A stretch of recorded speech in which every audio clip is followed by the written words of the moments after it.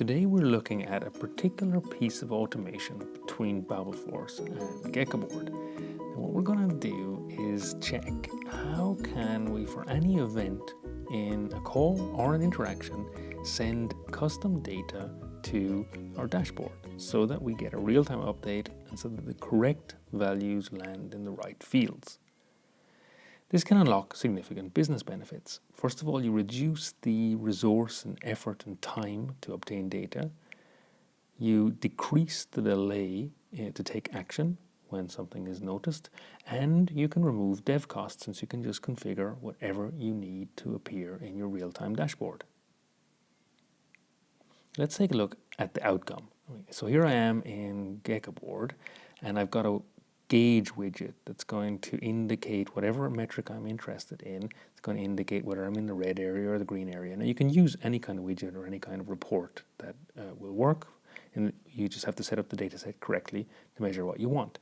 So what the changes you're seeing here are, as calls come in, the data is being aggregated and the latest value is being shown, or whatever value you choose, max, average, latest, whatever is necessary for whatever values you're interested in. And that change you're seeing is occurring every time as a call arrives. So it's exactly what we want to achieve in real-time monitoring.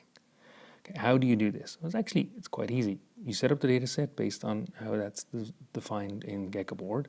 And then on BABELFORCE, so here I am in events within BABELFORCE, I can use any kind of event. So I can use an agent change of status, or in my case, and here I'm going to use call finished as an event.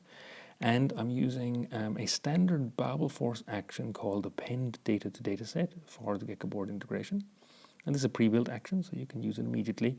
And I'm also using, in this case, just to keep it simple, and the trigger always, in other words, always true. You can create whatever triggers that you want to do context-based decisions. The important thing is to send the data to the name given to the dataset when you created it in Geckoboard. And similarly, for the values you send, you must send them into field names or keys that you gave to also at the time they were created.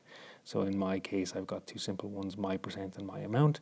The my percent example here is just for playing or for testing. I'm just sending in a random value between 0 and 1. There's various random number generators on BABELFORCE for testing this kind of thing. The second one is more interesting, where I'm sending some real data. In this case, I'm going to send, for the particular event, I'm going to send the queue wait time.